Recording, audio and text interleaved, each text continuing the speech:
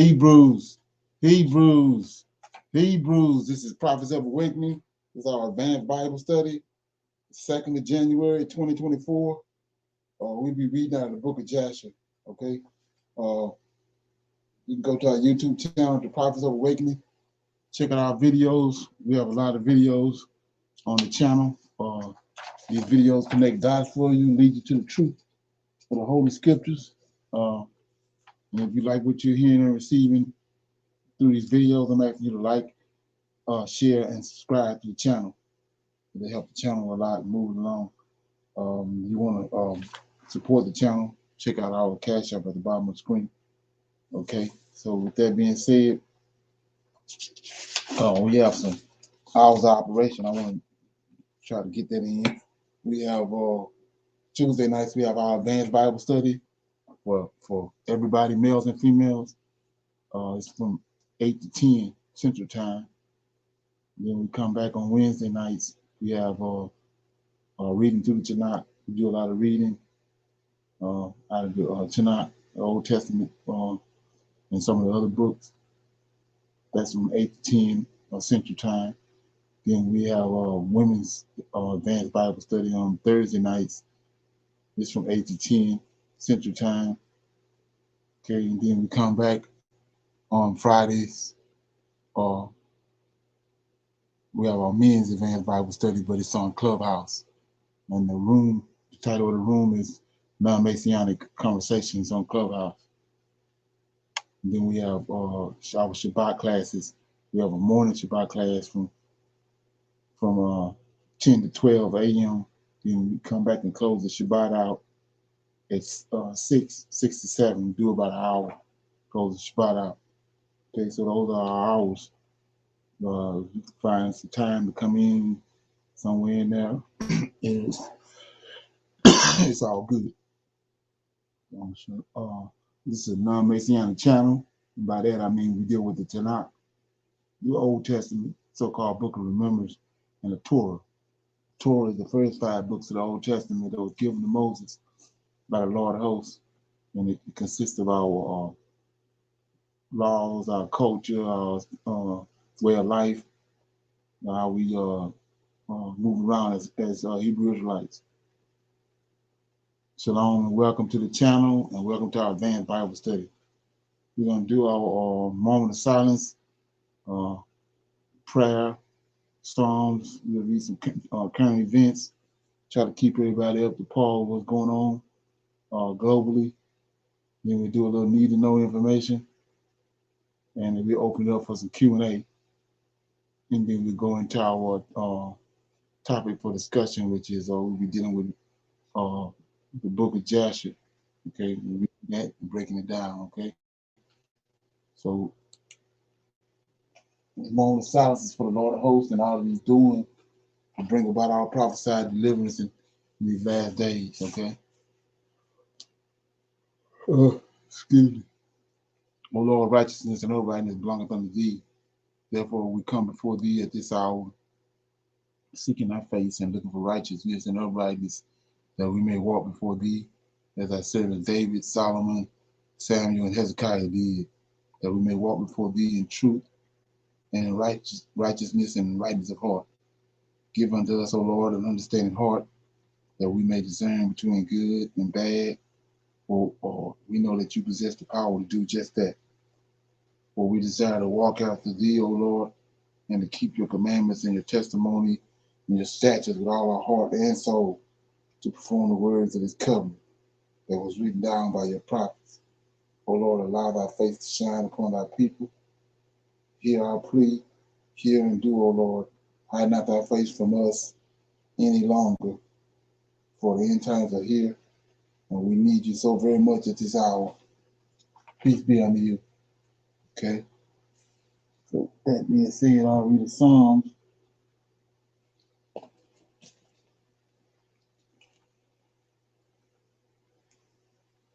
Okay.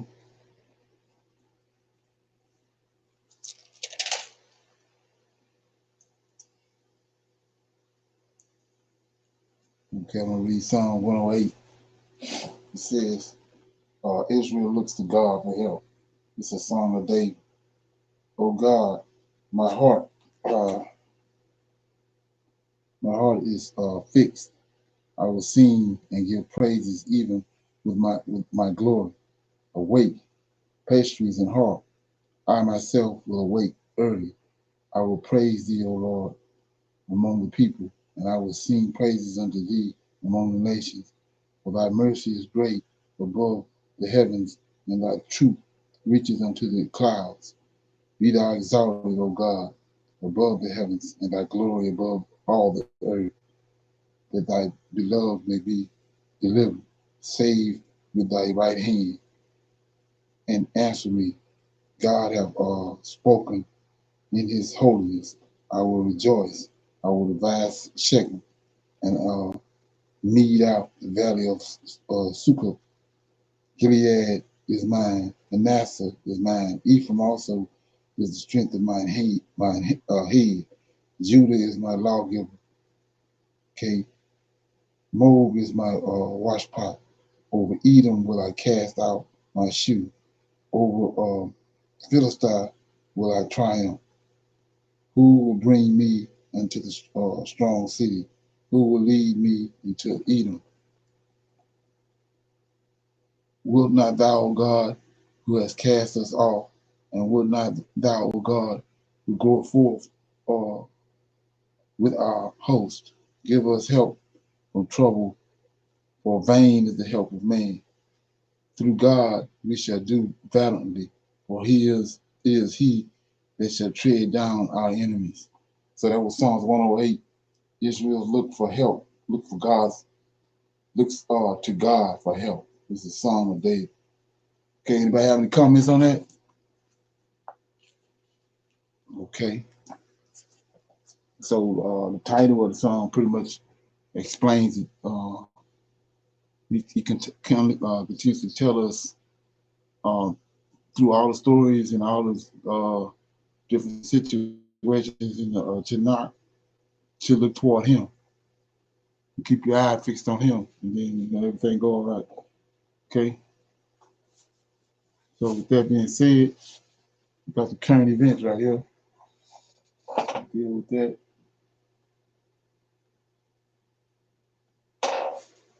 The United States is not ready for what is coming, and we are now being told that we have hit a breaking point. But why is this? Well, the problem is that we are seeing that communities are struggling, cities are struggling, schools are struggling, and we are being told that every single person in the United States is about to feel the effects of what is happening right now. I want to address what is going on, why this situation is turning from a problem to a massive crisis, and what President Biden is going to do about it. So make sure you stick around for this entire video. All I ask is one thing, it takes 2 seconds. Go ahead and hit that like button if you enjoy these daily updates. Now, let's begin.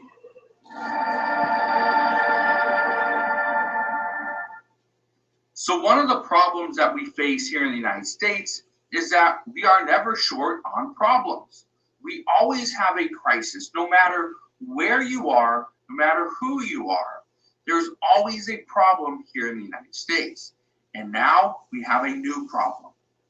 One of these problems that we're facing, this is going to cause schools to lose funding.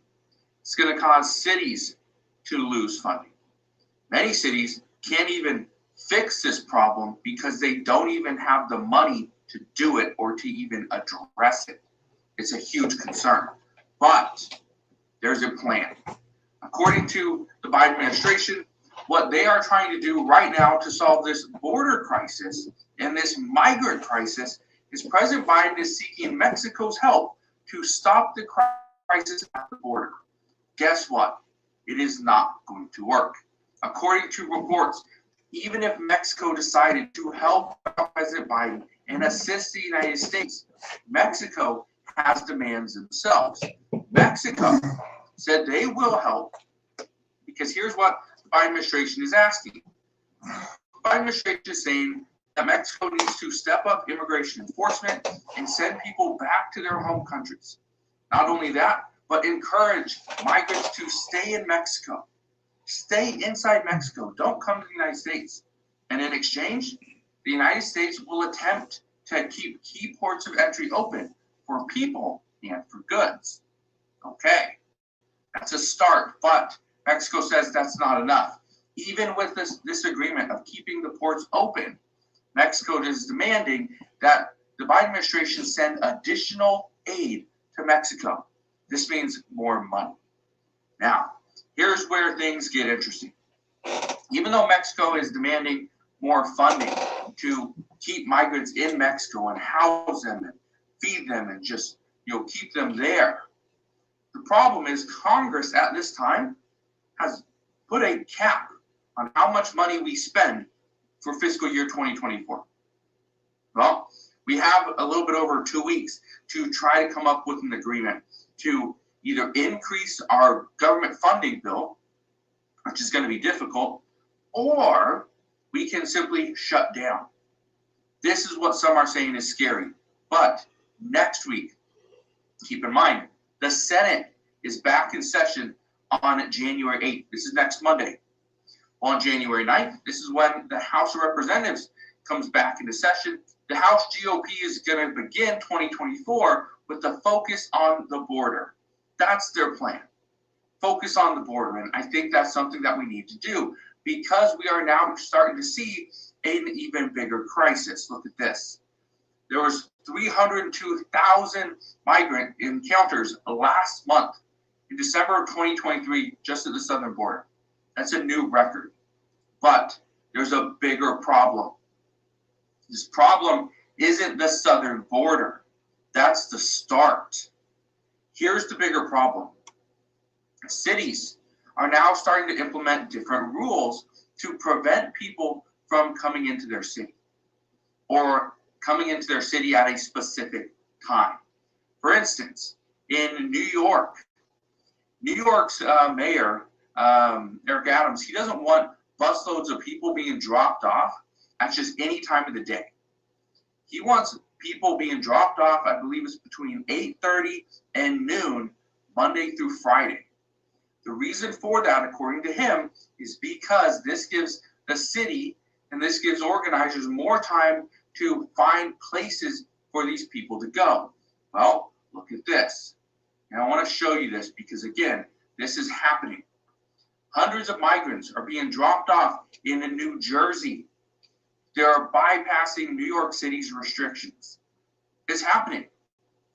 People are just being dropped off at random cities nearby these sanctuary cities where people can come in and they can either walk or take a train to their final destination.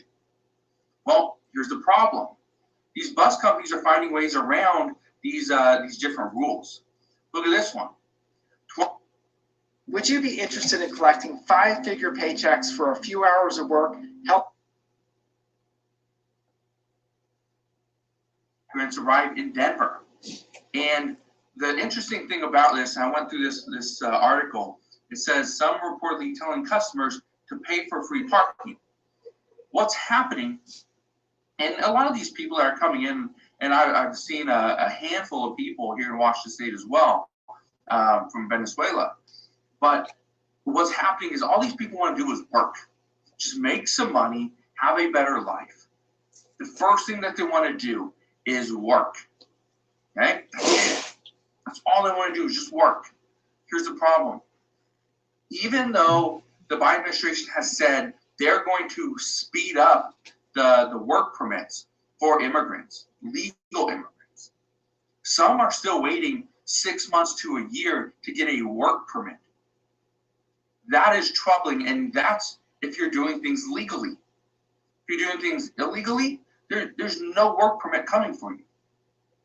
Well, people still think that work permits are going to be there. They're available. You just got to apply for them. That's not really the case. But customers down in Denver, I believe it was at a Sam's Club parking lot, there's just people all over the place that are holding little water bottles with some soap and squeegees. They're saying, I'll wash your windows. Just give me a little bit of money, I'll wash your windows. Okay, they're working. Others are saying that, oh, you can't park there. That's paid parking. Where free parking, Sam's Club is all free parking, right? So it's kind of what we're seeing, that we're turning this into a bigger problem. Now businesses are feeling the effects. Well, look at this one. In Texas, they're sending planes from Texas to drop off more than 300 migrants at the Rockford airport. And then 8 buses are headed to Chicago. Well, here's what's happening in some cities. Some cities, they do have these restrictions that you can only drop off people at certain times, like New York. Here's the other problem. Other cities say, no, absolutely not. You cannot drop off a busload of people in our city. Well, here's what's happening. People are being dropped off in nearby cities. And now nearby cities, which are not sanctuary cities, do not have the funding and have never planned to have funding for this type of a problem or a crisis. Well, they are now having to rent buses, keep them on all day long to have people sit inside those buses and stay warm. Because again, it's wintertime. Now, here's where things are starting to turn and go from bad to worse. Some mayors are stating that if a migrant bus arrives in their city, they should get ready to be bused back to the southern border. So here's what's about to happen. Texas's Governor Greg Abbott, he's sending busloads of people up north, Chicago, New York, right? Go to Denver. He's shipping them out. Here's a problem. If those cities are not allowing migrant buses into their cities, and they're stopping the buses, guess what? Those buses could then be turned around, sent back to the southern border, and they could do it all over again. This is going to turn into a bigger problem. Once these mayors start sending the buses back, this is going to turn into a massive issue, because then the Texas Governor Greg Abbott, he is going to start sending these buses back, or start sending even more buses. This is not a problem that we should have here in the United States. This is something that governors and mayors are saying that the Biden administration, President Biden himself, needs to put a stop to this. They need federal funding in these cities like Chicago and New York. They need federal funding in order to operate, in order to continue to allow migrants into their cities. Because right now, they don't have the shelters. They just don't have them. They can't afford them. There's none available. That's the issue. So all I can tell you right now is, if you live in a nearby state, okay, for example, here in Washington State, immigrants are coming in. So if you live in a nearby state, right, you're going to feel the effects. If you live in a nearby state to Illinois, to New York, and you live in a nearby city to New York City or Chicago, you are going to feel the effects. And this is where many are saying that we have hit our breaking point. We can't. Okay. Any comments on that?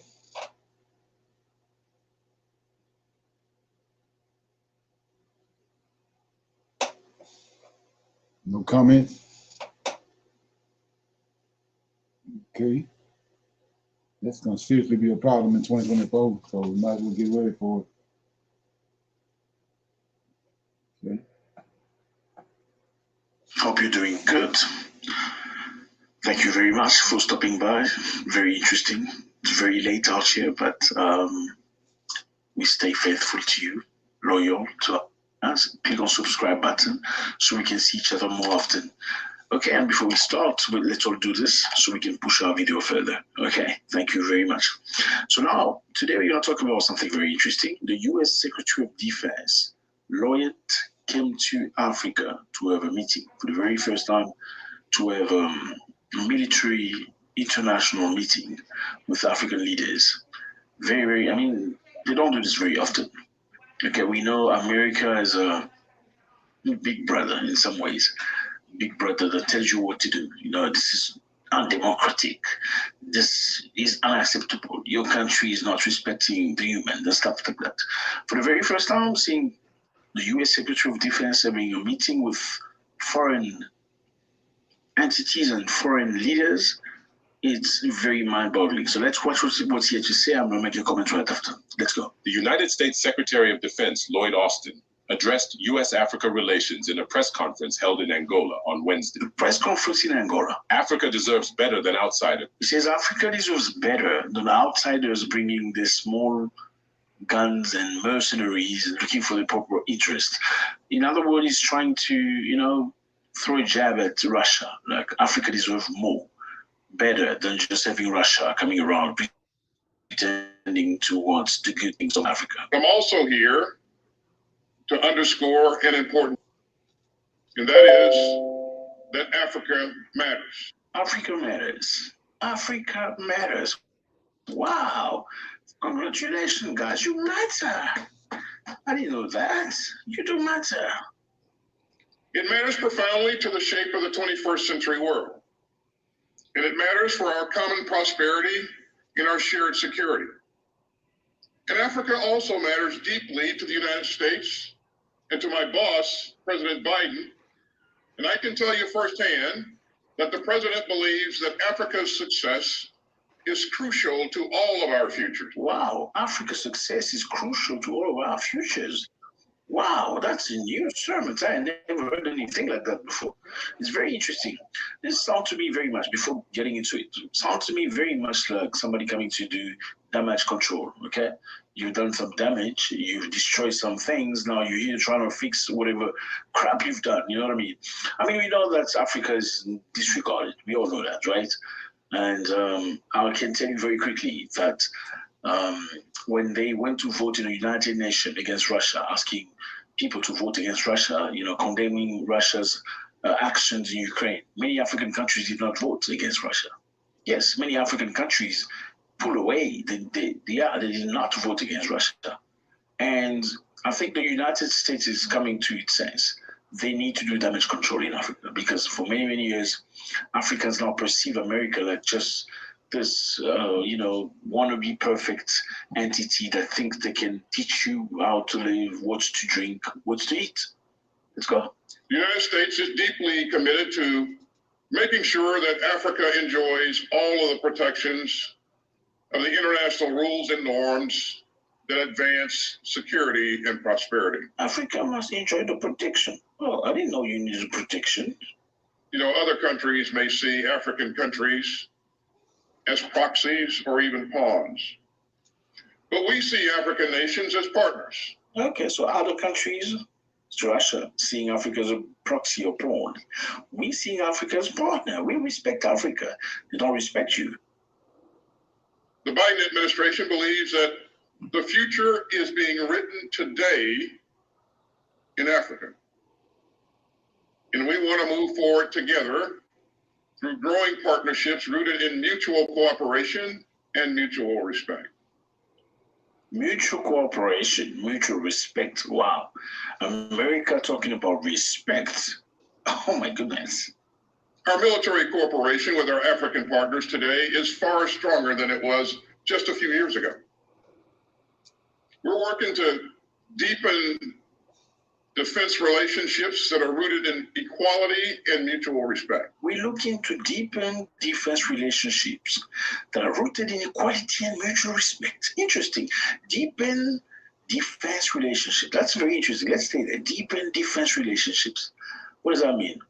More military base in Africa. More U.S. military base. That's what deepen relationship, defense relationship means. I mean, how are you going to deepen defense relationships? And by the way, why are we deepening the defense relationship again? Is Africa at war? No. What are we deepening this relationship, defense relationship for? To protect against who? Please tell me. To protect against who? I mean, if we're not at war right now, it means you are gaining from this deepened defense relationship, or you just want to establish more bases in Africa all over the place so you can control. Right, let's follow. We're joining hands with new partners and building new coalitions to oppose aggression and uphold sovereignty. Oppose aggression and uphold sovereignty. Aggression from who? We're not aggressed. As far as I know, everybody will work with us. As far as I know, everybody want to work with Africans. Like, what aggression are we talking about? And we're empowering our partners to pursue locally, nationally, and regionally led solutions to the dangers that they face. These threats include violent extremism, piracy, cyber vulnerabilities, and climate disasters. All too often made worse by weak governance and predatory institutions and persistent poverty. So we're determined to work with our valued African partners. Wow. Oh, we're determined to work with our valued African partners. Valued African partners. Wow, valued. To develop the capabilities that they need to keep their people safe. So our outstanding U.S. Africa Command, led by General Michael Langley, provides a range of support to our partners in Africa. And that includes professional military education, capacity building, counterterrorism. Wow, we're talking just about guns, guns, guns. You don't win all the wars with physical strength, unfortunately. Some wars are very tactical, psychological, moral. You know what I mean? Sometimes you need partners, even among the weakest people ever. That's what it is. And this is what America has been for many, many years, to many small countries. You're going to do the way we want, or you're going to be sanctioned. You're going to do what we say, or we're going to sanction you. That's the same thing happened to Zimbabwe and some out of Venezuela, Colombia, Eritrea. Some countries have been sanctioned. You know, Uganda lately was sanctioned. Why? Because they decided to live life the Ugandan style. They refused to be forced to choose a way. You know, they refused to insult their own culture to please Americans. And America they don't like that. Okay, any comments on that?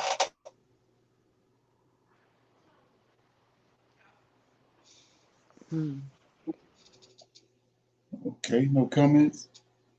Okay, that's some need to know information out here.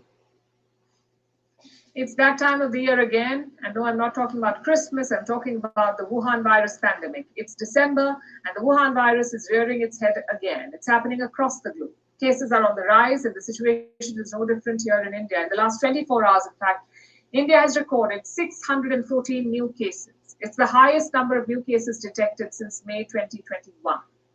Kerala has reported 3 new deaths. So there's clearly a surge. And what's driving this? A new variant of the Wuhan virus, it's called the JN1. It was first discovered in the southern Indian state of Kerala in India. In India, that's where it was first discovered. Since then, it has spread to states like Goa and Maharashtra. There are 21 new cases of this variant. The central government held a COVID meeting today. There is no reason for alarm yet, but states have been asked to ramp up surveillance. They must track new strains. The latest one, JN1, is linked to an old variant. You may remember Omicron. It was driving the surge last year. Turns out JN1 is linked to Omicron. It's from the same lineage, but it carries a mutation, something that gives it extra immune evading capabilities. And that is what makes it contagious. The rise in cases is proof. This strain is highly transmissible. Even if you are double vaccinated, you may still get it. The World Health Organization has called it a variant of interest, meaning they're tracking it. And that brings us to the question on everyone's mind. Is this deadly? For now, the symptoms are generally mild. It includes a fever, runny nose, sore throat, headaches, and diarrhea. Some patients may experience breathing problems, but overall, nothing severe. Individuals usually recover in 4 to 5 days, and the surge is not limited to India. At least 40 countries, 40, have detected the JN1 variant. Many of them have rising cases. In Southeast Asia, the masks are back. Countries like Malaysia and Singapore have issued advisories. They want travelers to mask up. Singapore has recorded 56,000 new cases in a week, 56,000 new cases in Singapore. They want everyone to vaccinate now and follow COVID-19 guidelines. Then there's China. It has detected 40 new cases of the JN1 variant, but Beijing says it's not a matter of concern yet. In the United States, there's a similar trend. JN1 is the fastest growing variant in the country. Cases are rising, so are hospitalizations. They're up by 200%. That's hospitalizations in America, 200%. It's a steep increase, which is why the CDC has issued an alert. That's America's public health agency, CDC. It wants citizens to get boosters. The UK too is experiencing something similar. It reported nearly 6,000 cases in a week. Around 6% of Londoners are estimated to have the virus. This is 3 times higher than last month. Doctors have raised an alarm. They're monitoring all new infections. I know what it sounds like. Yet another COVID wave, more cases, more hospitalizations, and the return of the masks. The signs are all there. So should you be worried? Okay, any comments on that? Anybody heard anything about that? No, sir, I haven't. Okay. No comments? Okay. We're going to open it up for some questions and comments about anything. Somebody got any comments or questions about something they came across? Or they wanted to know?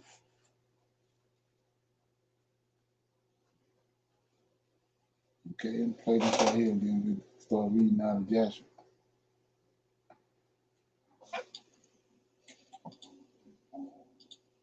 Hello, everybody, and welcome back to the channel. So I have some information, some breaking information that I want to share with you, that I need to share with you. Apparently, U.S. water systems have been compromised. They're saying U.S. water system supplies are under attack, and some are blaming Iranians. That's where they're pointing. Now, officials are warning other states after something that took place in Pennsylvania. So we are going to dive into this story. This first started to surface back in December, early December 2023. More recently, something broke today, right? Or was reported today, should I say. But back in December 2023, federal investigators did confirm multiple states' water utilities were hit by hackers. But now, this was just released today. Cyber attack on Pennsylvania water system prompts U.S. officials to warn other states. It says the tiny Aliquippa Water Authority in western Pennsylvania was perhaps the least suspecting victim of an international cyber attack. It has never had outside help in protecting its systems from a cyber attack, either at its existing plant that dates to the 1930s or the new $18.5 million one it is building. Then it, along with several other water utilities, was struck by what federal authorities say are Iranian-backed hackers, targeting a piece of equipment specifically because it was Israeli made. Because it was Israeli made? What are they trying to tell us there? Anyway, it says, if you told me to list 10 things that would go wrong with our water authority, this would not be on the list, said Matthew Monks, the chairman of the authority that handles water and wastewater for about 22,000 outside Pittsburgh. Okay, this photo was provided by the Municipal Water Authority of Aliquippa, and it shows the screen of a Unitronics device that was hacked in Aliquippa, Pennsylvania on Saturday, November 25th, 2023, Municipal Water Authority of the region. So it says, you have been hacked. Down with Israel is what it says on the screen. Every equipment made in Israel is Cyber Avengers legal target. This is what the information says on the screen here. Okay. It goes on to say the hacking of the Municipal Water Authority of Aliquippa is prompting new warnings from U.S. security officials at a time when states and federal governments are wrestling with how to harden water utilities against cyber attacks. The danger, officials say, is hackers gaining control of automated equipment to shut down pumps that supply drinking water or contaminate drinking water by reprogramming automated chemical treatments. Okay, so when you look at all these different situations that's going on, so you can, if you look at it, you can see it's like a perfect storm brewing, and it's all coming to a head. So, like I was saying, it don't look good, and it's not going to make it. Out of 2024, it don't look like it's going to make it out of 2024. It's going to be a lot of drama and a lot of shuffling and moving around because it's not good. Any comments before we go into the reading? We'll start reading out of Joshua. Shalom, everyone. Can you hear me? Low. Yes. Shalom. Okay. Yes. Well, back when, I think it was in July or September, they was talking about the water being very bad and how people needed to, by purifying straws and, just making sure that they get the water, bottled water. Then they was talking about different bottled water is not good to drink. So to attack you know, the economy, go with the water because that's one main thing that one needs. Okay.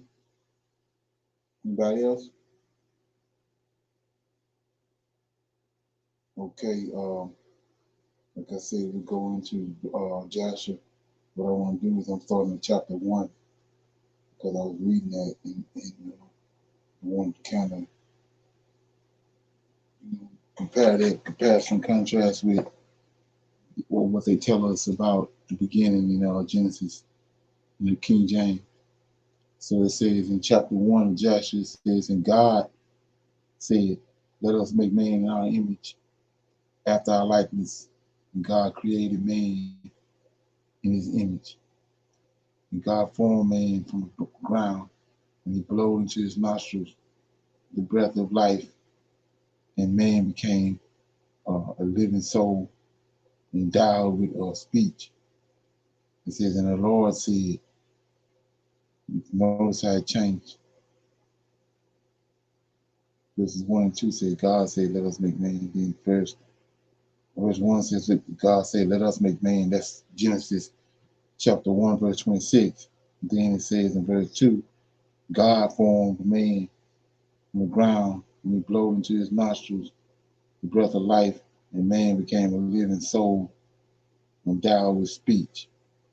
Then verse 3, just like in the King James in chapter 2, now we start dealing with the Lord all of a sudden. And right here it says, and the Lord said, it is not good for man to be alone. I will make him to help me. And the Lord caused deep sleep to fall upon Adam, and he slept. And he took away one of his ribs, and he built flesh upon it, and formed it, and breathed and breathed into Adam, and Adam awoke from his sleep, and behold, a woman was standing before him, and he said, this is bone of my bone, and it shall be called woman, for this has been taken from man. And Adam called her name Eve, and she was the mother of all living. And God blessed them and called her names Adam and Eve in the day that he created them. And the Lord God said, be fruitful and multiply and fill the earth. And the Lord God took Adam and his wife, and he placed them in the Garden of Eden, to dress it and to keep it. And he commanded them and said unto them, for every tree of the garden you may eat, but from the tree of the knowledge of good and evil you shall not eat. For on the day that you eat thereof, you shall surely die. And when God had blessed and commanded them, he went from them. And Adam and his wife dwelt in the garden according to the command which the Lord had commanded them. And the serpent which God had created with them in the earth came to them to incite them to transgress the commands of God which he had commanded them. And the serpent enticed and persuaded the woman to eat of the tree of knowledge. And the woman hearkened to the voice of the serpent, and she transgressed the word of God, and took from the tree of the knowledge of good and evil, and she ate, and she took from it and gave also to her husband, and he did eat. So notice how they worded this right here. I want to check this out. This is interesting. It says, verse 10, Joshua chapter 1, verse 10, and the serpent enticed and persuaded the woman to eat. This how right here, the way this worded, you can see it's not an apple, it's not a fruit. It says, and the serpent enticed and persuaded the woman to eat from the tree of knowledge. So let's go back and look at Genesis. So like I was saying before, when you understand what they done, they took truths here, stuck some of it in Joshua, put some of it in King James. They got it all over the place. You got to have discernment in order to connect the dots. So in Genesis, it's exactly what the woman said happened. That's how we know it ain't no apple. Look what it says. It says when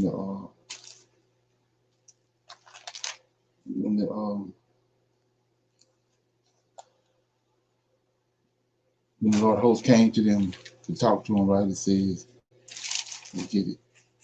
It says chapter 3. Chapter 3, verse 7 says, and the eyes of both of them were open, and they knew that they were naked, and they sewed fig leaves together and made them aprons. And they heard the voice of the Lord God walking in the garden in the cool of the day. And Adam and his wife hid themselves from the presence of the Lord God among the trees of the garden. And the Lord God called unto Adam and said unto him, where art thou? And he said, I heard thy voice in the garden, and I was afraid because I was naked, and I hid myself. And he said, who told thee that thou was naked? Hast thou eaten of the tree whereof I commanded thee that thou should not eat of it? And the man said, the woman whom thou gave it to be with me, she gave me of the tree, and I did eat. And here we go right here. And the Lord God said unto the woman, what is this that thou hast done? She said right here. And the woman said, the serpent beguiled me, and I did eat. So we see right here, it's not a fruit right here. So when you go to Joshua, it tells you, it says, verse 10, and the serpent enticed and persuaded the woman to eat. They left this out. And the serpent enticed and persuaded the woman to eat from the tree of life. See that? Not no fruit. And the woman hearkened to the voice of the serpent, and she transgressed the word of God, saying no fruit, and took from the tree of knowledge of good and evil, and ate. Then this is what she gave to her husband, and she took from it and gave it also to her husband, and he did eat. Okay, it says, and Adam and his wife transgressed the commands of God, which he commanded them, and God knew it, and his anger was kindled against them, and he cursed them. And the Lord God drove them that day from the Garden of Eden to till the ground from which they were taken. And they went and dwelt in the east of the Garden of Eden. And Adam knew his wife Eve, and she bore 2 sons and 3 daughters. And she called the name of the firstborn Cain, saying, I have obtained a man from the Lord. And the name of the other she called Abel. And she said, in vanity we came into the earth, and in vanity shall we be taken from it. And the boys grew up, and their father gave them a possession in the land, and Cain was a tiller of the ground, and Abel was a keeper of sheep. And it was at the expiration of a few years that they brought an approximating offering to the Lord. And Cain brought from the fruit of the ground, and Abel brought from the portion of his flock, from the fat thereof. And God turned and inclined to Abel and his offering, and and a fire came down from the Lord from heaven and consumed it. And unto Cain and to his offering the Lord did not turn, and he did not incline to it, for he had brought from the inferior fruit of the ground before the Lord. And Cain was jealous against his brother Abel on account of this, and he sought a pretext to slay him. And some time after, Cain and Abel's brother went one day into the field to do their work, and they were both in the field, Cain tilling and plowing his ground, and Abel feeding his flock. And the flock passed that part which Cain had plowed in the ground, and it sorely grieved Cain on this account.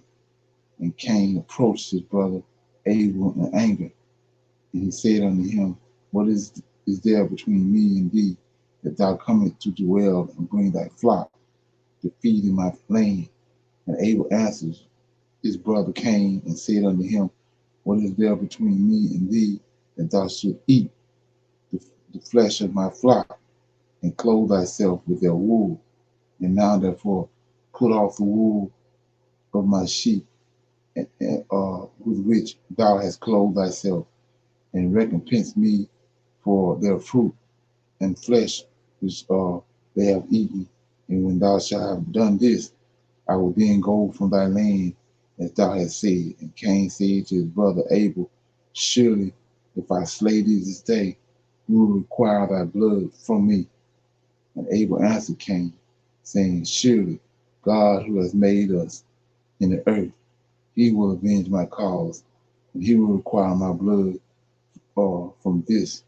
Thou should thou slay me, for the Lord is the judge and arbitrator, and it is he who will requite man according to his evil, and the wickedness, and the wicked man according to the wickedness that he may do upon the earth.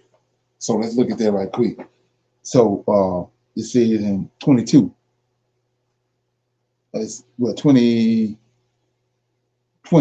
He says, now therefore, this is Jasher chapter 1 verse 20, and now therefore pull off thy wool. Abel was telling Cain, put off the wool of my sheep, wherewith thou hast clothed thyself, and recompense me for their fruit and the flesh which thou hast eaten. And when thou shalt have done this, I will then go from thy land, as thou hast said.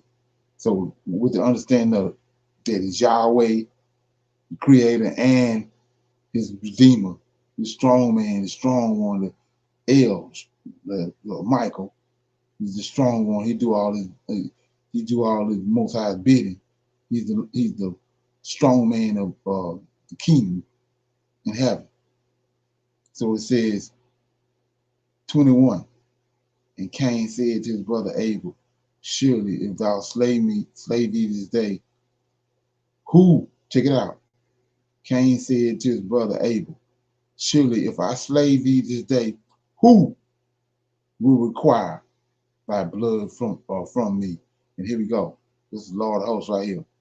And Abel answered Cain, saying, surely God, who has made us in the earth, he will avenge my cause. He will require my blood from thee. I mean, he will require my blood from thee, should thou slay me. For the Lord is the judge and the arbitrator. See that? He says, God who has made us in the earth, he will avenge the cause, but he's going to use the Lord of hosts to do it. For the Lord is the judge and arbitrator. It is he who will requite man according to his evil. So let's look at that. He says, Abel, and it is he who will requite man according to his evil. Now let's go to Isaiah 43. This is why he's talking the way he's talking. Okay, this is Isaiah 43.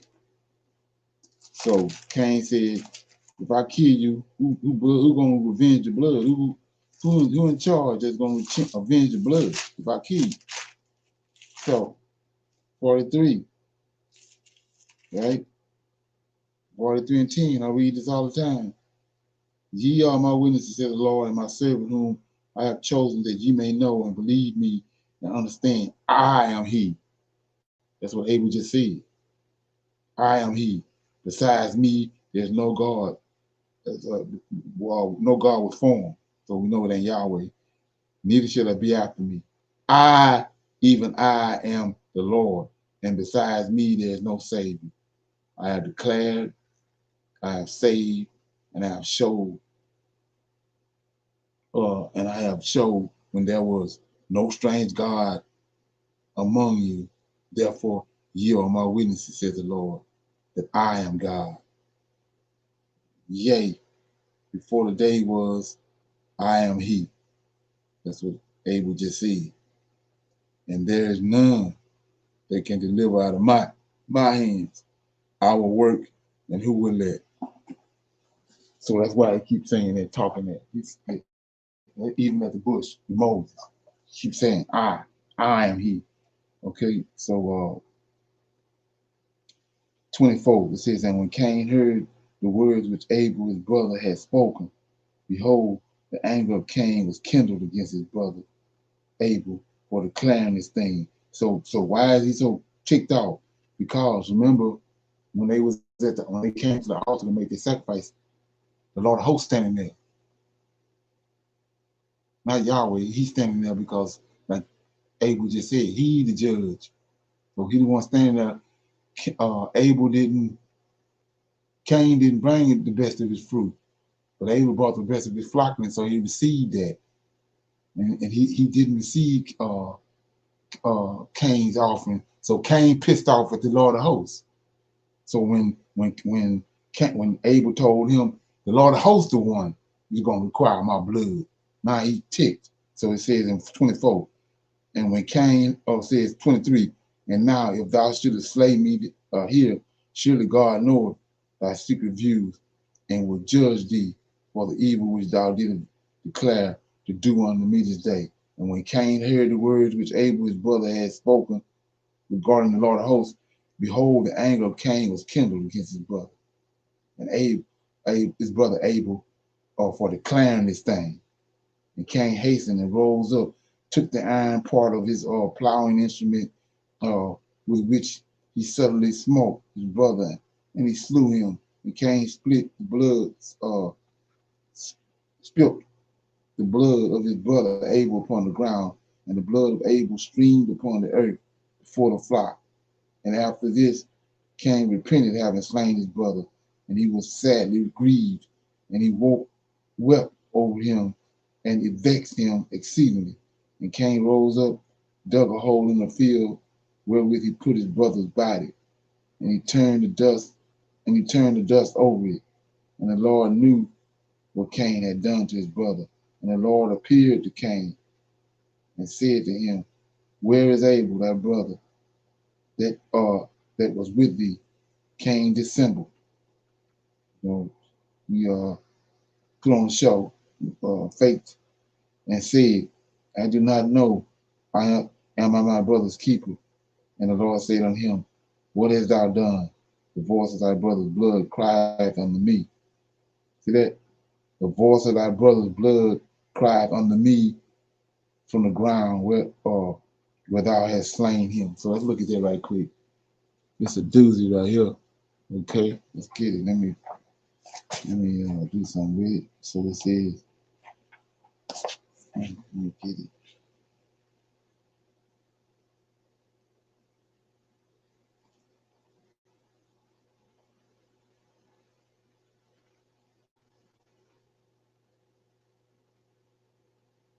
Yeah, 31 says, but thou didst this thing and didst slay thy brother or not, and because he spoke rightly to thee, and now therefore cursed be thou from the ground, which thou openest his mouth to receive thy brother's blood from thy hand, and wherein thou didst bury him. I'm past this.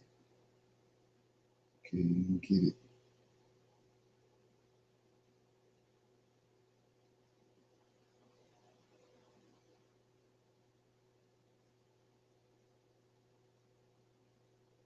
Yeah, so it said 29. Cain disassembled and said, I do not know. I am my brother's keeper. Now, keep in mind the Christian narrative that JC was formed. He was there from the beginning, hidden in the Father's bosom, right? And it's the whole thing about him dying for mankind, shedding his blood to redeem man. That was all already set in motion in the beginning. So look what it says in 29. Cain disassembled and said, I do not know. Am I my brother's keeper? Right? And the Lord said unto him, what hast thou done? Now check it out. The voice of thy brother's blood cried unto me. So shouldn't it be crying to JC? See that? The voice of thy brother's blood cried unto me from the ground where thou hast slain him. Ain't that something? Should be crying out to JC, right? For thou hast slain thy brother and hast disassembled before me, and didst imagine in thy heart that I saw thee not, nor knew all thy actions. But thou didst this thing and didst slay thy brother or not, and because he spoke rightly to thee, and now therefore cursed be thou from the ground which openeth her mouth to receive thy brother's blood from thy hand, and wherein thou didst bury him. And it shall be when thou shalt kill it, it shall no more give thee the strength as in the beginning. For thorns and thistles shall the ground produce, and thou shalt be moving and wandering in the earth upon until the day of thy death. So check this out. He says this right here where he got cursed at. So notice before this he got a green thumb. He had one with the earth. He had children of the ground, just like Adam. So notice the curse that he received. 32. And it shall be when thou shalt till the ground, because you killed a man and throw him in the ground. Right? And his blood spills on the ground. So he says, it shall no more give thee, because of this, it shall no more give thee its strength as in the beginning. For thorns and thistles shall the ground produce, and thou shalt be moving and wandering in the earth until the day of thy death. So ain't this the same thing with Adam? When he punished Adam, he says, thorns and thistles, the ground gonna give. Same thing here. Same thing with the blessing with Esau and Jacob. He said, both of y'all he gave him, Isaac blessed him and said that you're gonna live in the fat places of the earth. And then not only that, I'm gonna bless you with corn and wine to further it along. But then Esau said, don't you have a blessing for me, even one for me? And he said, yeah, you're gonna live in a fat place of the earth, same as Abel, same as Jacob, but by the sword. You're gonna obtain these places, you're gonna obtain this land and these fat places of the earth by the sword, war. And we see right here, Adam and Cain receive the same similar punishment. thorns and thistles. 33. So and it came that time Cain went out from the presence of, and not only that, he sent Cain to the east. He sent Adam to the east.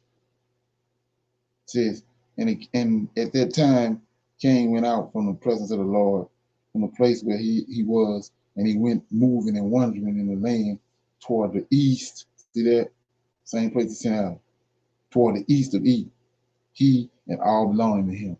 And Cain knew his wife in those days, and she conceived and bore a son, and he called his name Enoch, saying, in that time the Lord began to give him rest and quiet in the earth. And at that time Cain also began to build a city, and he built the city, and he called the name of the city Enoch, according to the name of his son.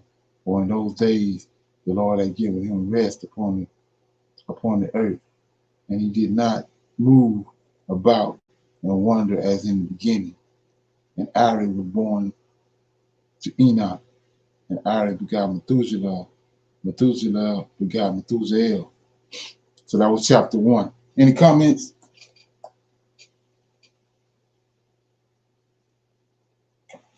Questions, comments? Okay. I'll read chapter 2. Let me see what I got. Okay. It says, and he was in the 130th year of the life of Adam upon the earth, that he again knew Eve his wife. She conceived and bore a son in his likeness and in his image, and she called his name Seth, saying, because God has appointed me another seed in the place of Abel, for Cain had slain him. And Seth lived 105 years, and he begot a son, and Seth called the name of his son Enos, saying, because in that time the sons of men began to multiply and to afflict their souls and their hearts by transgressing and rebelling against God. And it was in the days of Enos that the sons of men continued to rebel and transgress against God, to increase the anger of the Lord against the sons of men. And the sons of men went, and they served other gods, and they forgot the Lord, who had created them in the earth. And in those days the sons of men made images of brass and wood, of iron, wood and stone. They bowed down and served them. And every man made his god, and they bowed down to them. And the sons of men forsook the Lord all the days of Enos and his children. And the anger of the Lord was kindled on account of their works and abominations which they did in the earth. And the Lord caused the waters of the river of Gihon to overwhelm them, and he destroyed and consumed them, and he destroyed the third part of the earth. And notwithstanding this, sons of men did not turn from their evil ways, and their hands were not extended to do evil in the sight of the Lord. And in those days there was neither sowing nor reaping in the earth, and there was no food for sons of men, and the famine was very great in those days. And the seed which they sowed in those days in the ground became thorns and thistles and briars. For from the days of Adam was the declaration concerning the earth of the curse of God, which he cursed the earth on account of the sin which Adam sinned before the Lord. And it was when men continued to rebel and transgress against God and to corrupt their ways that the earth also became corrupt. And Enos lived 90 years, and he begot Canaan. Canaan grew up, and he was 40 years old. And he became wise and had knowledge and skills and all wisdom.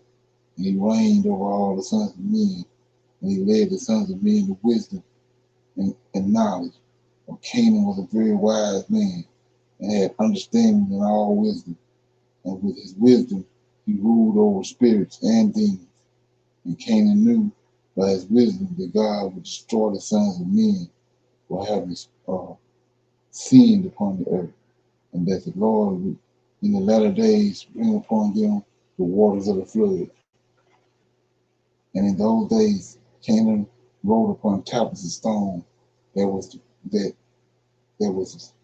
what was to take place in the time to come, and he put them in his treasures. And Canaan reigned over the whole earth, and he turned some of the sons of men to the service of God. And when Canaan was 70 years old, he begot 3 sons, 2 daughters. And these are the names of the children of Canaan. The name of the firstborn was Mahaliah, the second Enan, the third Mered, and their daughters were Ada and Zillah. These are the 5 children of Canaan that were born to him. And Lamech, the son of Methuselah, became related to Canaan by marriage. And he took his 2 daughters, both wives, and Ada conceived and bore a son to Lamech, and she called his name Jubal. And she again conceived and bore a son, called his name Jubal. And Zillah, her sister, was barren in those days and had no offspring. For in those days the sons of men began to trespass against God and to transgress the commandments which he had commanded to Adam, to be fruitful and multiply in the earth. And some of the sons of men caused their wives to drink a draught that would render them barren, in order that they might retain their figures, and whereby their beautiful appearance might not fade. And when the sons of men caused some of their wives to drink, Zillah drank with them, and the childbearing women appeared abominable in the sight of their husbands as widows, while their husband lived. For to the barren ones only they were attached. And in the end of days and years, when Zillah became old, the Lord opened her womb, and she conceived and bore a son. She called his name Tubal-Cain, saying, After I had withered away, have I obtained him from the Almighty. And she conceived again and bore a daughter, and called her name Naamah. And she said, After I have withered away, have I obtained pleasure and delight. And Lamech was old and advanced in years, and his eyes were dim, that he could not see. Tubal-Cain, his son, was leading him, and it was one day that Lamech went into the field, and Tubal-Cain, his son, was with him. And while they were walking in the field, Cain, the son of Abel, advanced toward them. But Lamech was very old and could not see much, and Tubal-Cain, his son, was very young. And Tubal-Cain told his father to draw his bow, and with the arrow he smote Cain, who was yet far off, and he slew him, for he appeared to them to be an animal. And the arrow entered Cain's body, although he was distant from them, and he fell to the ground and died. And the Lord requited Cain evil according to his wickedness, which he had done to his brother Abel, according to the word of the Lord which he had spoken. And it came to pass when Cain had died, that Lamech and Tubal went to see the animal which they had slain, and they saw, and behold, Cain, their grandfather, was fallen dead upon the earth. And Lamech was very much grieved at having done this, and in clapping his hands together, he struck his son and caused his death.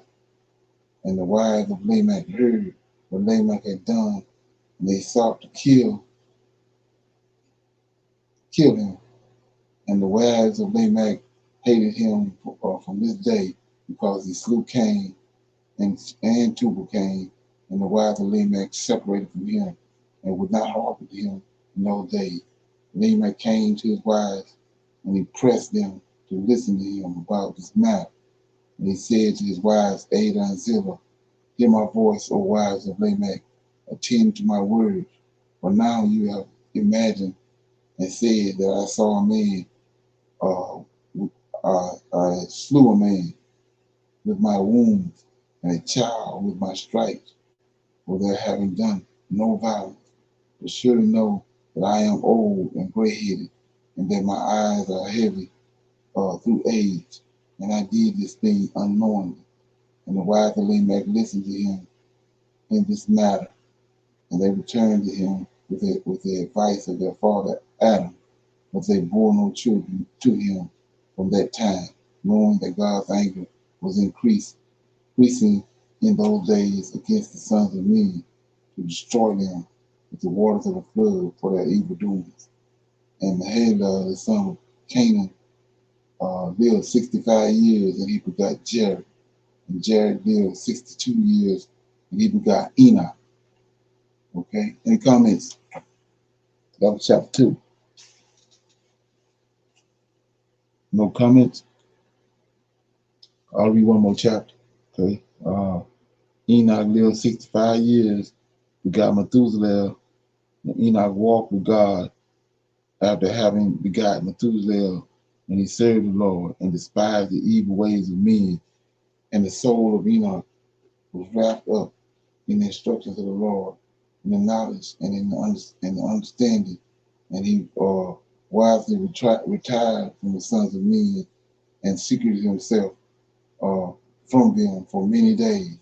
And he was at the expiration of many years while he was serving the Lord and praying before him in his house, that an angel of the Lord called to him from heaven. And he said, "Here I am."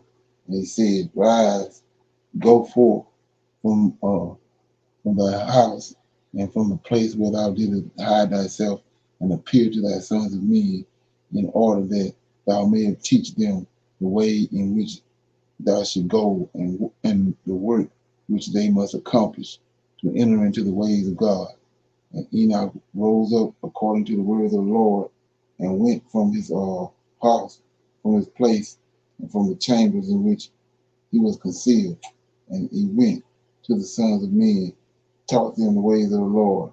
And at that time, at that time assembled the sons of men, and acquainted them with the instructions of the Lord. And he ordered it to be proclaimed in all places where the sons of men dwell, saying, "Where is the man who wishes to know the ways of the Lord and his good works? Let him come to Enoch." And all the sons of men being assembled to him, for all who desired this thing went to Enoch.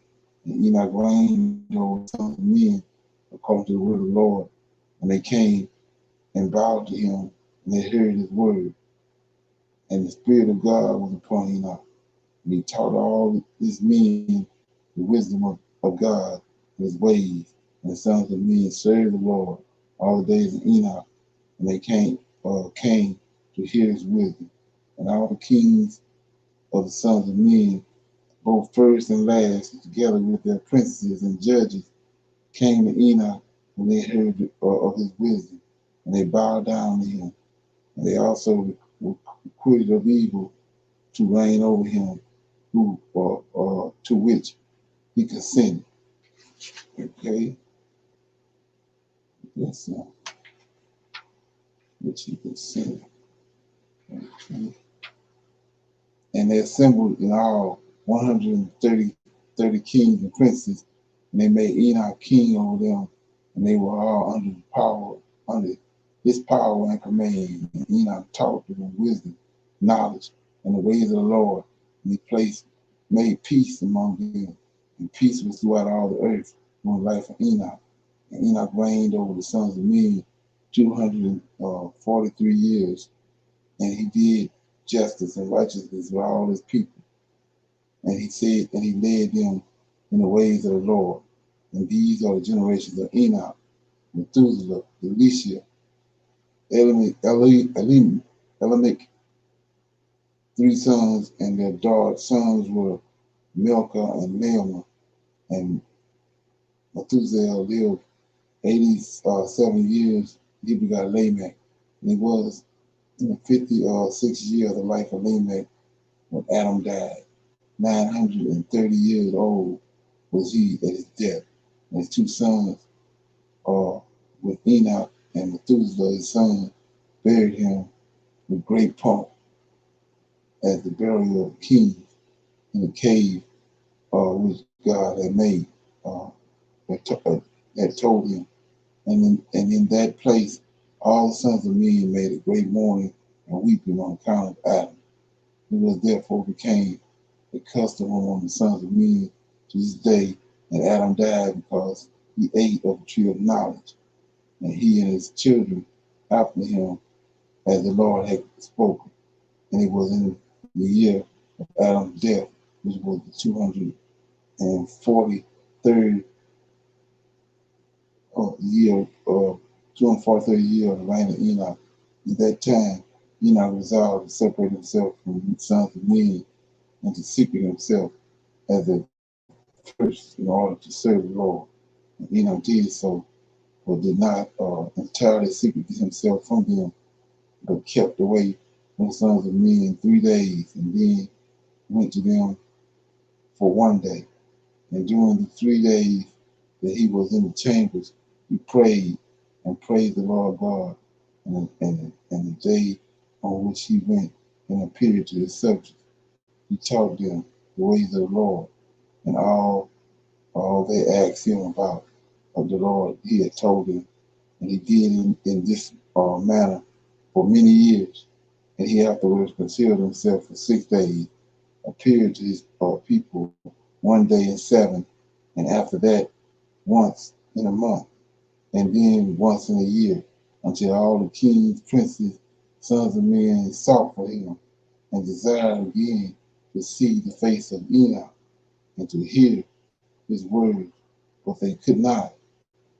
For as all the sons of men were greatly afraid of Enoch, and they feared to approach him on account of the godlike awe that was seized upon his countenance. Therefore no man would look at him, fearing he might punish and die. And all the kings and princes resolved to assemble the sons of men and to come to Enoch, thinking that they might all speak to him at the time when he should come forth among them. And they did so. And the day came when Enoch went forth, and they all assembled and came to him. And Enoch spoke to them the word of the Lord, and he taught them wisdom and knowledge. And they bowed down before him, and they said, May the king live, may the king live. And some time after, when the kings and princes and the sons of men were speaking to Enoch, and Enoch was teaching them the ways of God, behold, an angel of the Lord then called unto Enoch from heaven, and wished to bring him up to heaven and make him reign there over the sons of God. So he had reigned over the sons, as he had reigned over the sons of men upon the earth. And when at that time Enoch heard this, he went and assembled all the inhabitants of the earth, and taught them wisdom and knowledge, and gave them divine instructions. And he said to them, I have been required to ascend into heaven, and therefore do not know the day of my going. And now therefore I will teach you wisdom and knowledge, and will give you instruction before I leave you, how to act upon the earth, whereby you must live. And he did so, and he taught them wisdom and knowledge, and gave them instructions, and he reproved them, and he placed before them statutes and judgments to do upon the earth. And he made a peace among them, and he taught them everlasting life, and dwelt with them, sometime teaching them all these things. And at that time the sons of men were with Enoch, and Enoch was speaking to them, and they lifted up their eyes, and the likeness of a great horse ascended from heaven, and the horse paced in the air.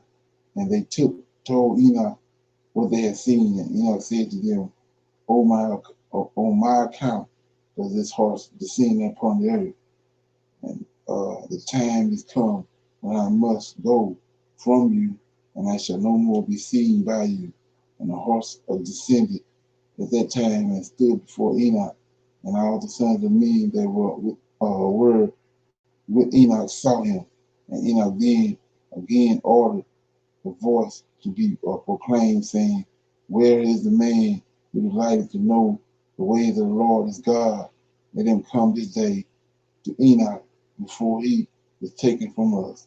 And all the sons of men assembled and came to that day, to Enoch that day, and all the kings of the earth with their princes and counselors remained with him there that day. And Enoch then taught the sons of men wisdom and knowledge and gave them divine instructions. And he bade them serve the Lord and walk in his ways all the days of your life. And he continued to make peace among them.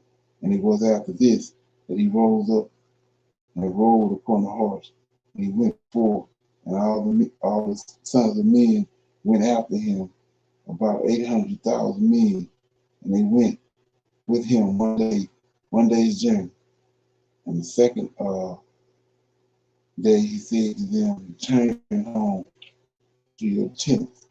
Why will ye go? Perhaps you may die. And some of them went from him, and those that remained went with him 6 days' journey. And Enoch said to them every day, return to your tents, lest ye may die. But they were not willing to return, and they went with him. And on that 6th day, some of the men remained and clung to him, and they said to him, we will go with thee to the place where thou goest. As the Lord liveth, death only shall separate us. And they urged so much as to go with him, and he ceased speaking to them, and they went after him and would not return. When the kings returned, they caused the census to be taken in order to know the number of the remaining men that went with Enoch. And it was upon the 7th day that Enoch ascended into heaven in a whirlwind, and with horses and chariots of fire. And on the 8th day, all the kings that had been with Enoch sent to bring back the number of men that were with Enoch in that place from which he ascended into heaven. And all those kings went to the place, and they found the earth there filled with snow, and upon the snow were large stones of snow. And one said to the other, come, let us break through the snow and see. Wherefore the men that remained with Enoch are dead, and are now under the stones of snow. And they searched and could not find them, for he had ascended into heaven. Okay, so that was chapter 3. Any comments, questions, anything stick out? Okay, so I read Jasher chapter 1, 2, and 3. Like I said, it has a little different take on it than what they tell you in King James. So you just take the meat out of both of them, and you can pretty much start to put the picture together, put the story together in spirit and in truth. Okay. Nobody have any comments before we go? No questions? No, I'm good. Okay. So everybody good? Okay. I'll say shalom. I'll see y'all tomorrow for our reading through the Tanakh. It's at 8 o'clock. Shalom, shalom. Shalom. Okay.